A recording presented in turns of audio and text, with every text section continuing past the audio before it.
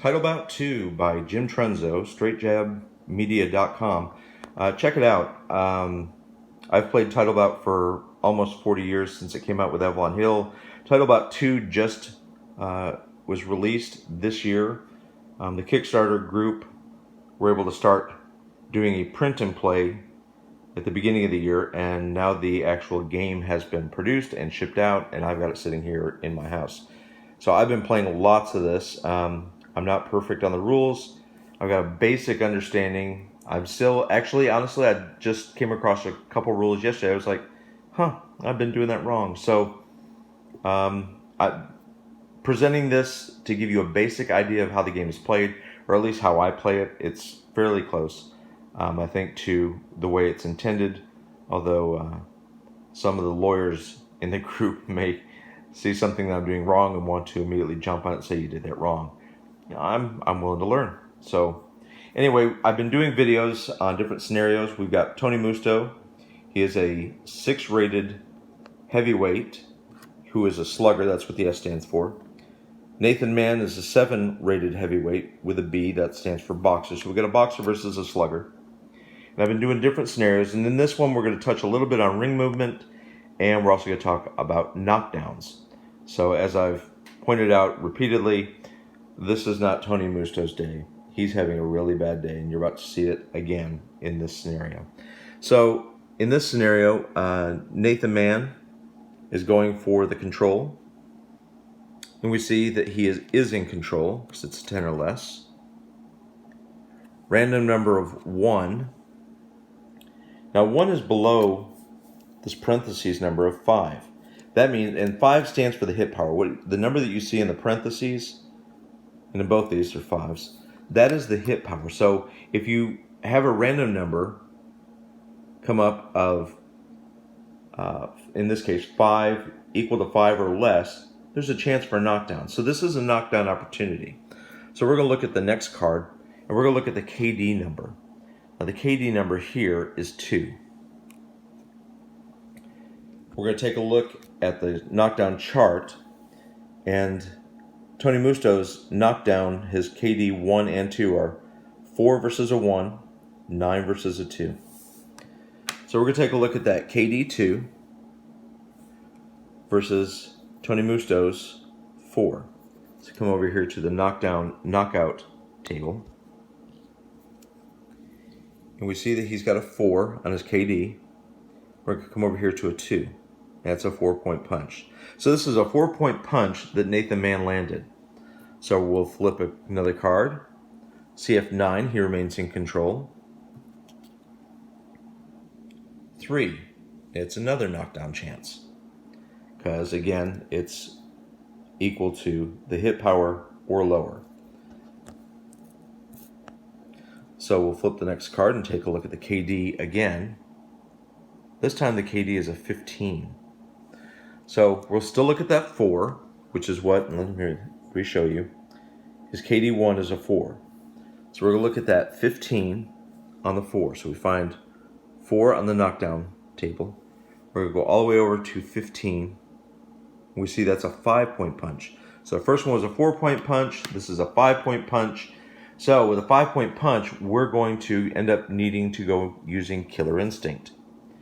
Now, Nathan's Killer Instinct is a 6, and you can see that right here. That's what the KI stands for.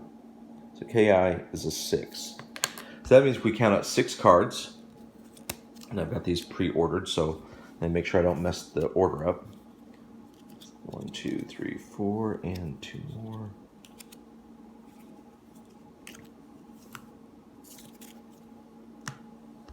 All right, so the next 6 cards are part of the Killer Instinct. When Killer Instinct is involved, we do not have to check the control factor. We go straight to the random number. So we take a look at the first random number, 17. So 17 is well within the 1 to 32. Remember, the defense gets added to the punches landed, so 1 to 32. And the number was 17, so that's a punch landed. Result is 30. We look down here and we see 30 is a hook for 2 points. Flip over the next card. 55. Remember, we're going straight to the random during the Killer Instinct.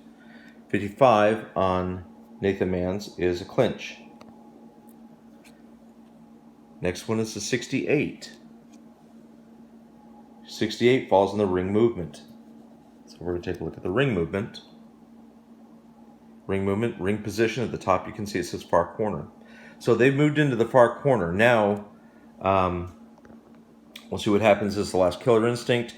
We flip it again, and our random number is 69. And again, that's a ring movement. Now, part of the reason why I set it up that way, I wanted to remind you that if you're outside of the ring center and a ring movement comes up again, you do not look at the ring position on the following card.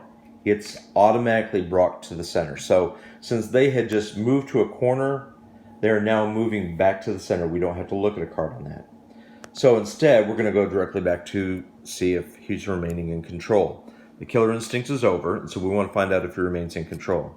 So Nathan Mann flips it. It's a 1. He's still in control. And it's a 2. Again, it's equal to the hit power or lower. So it's another knockdown chance.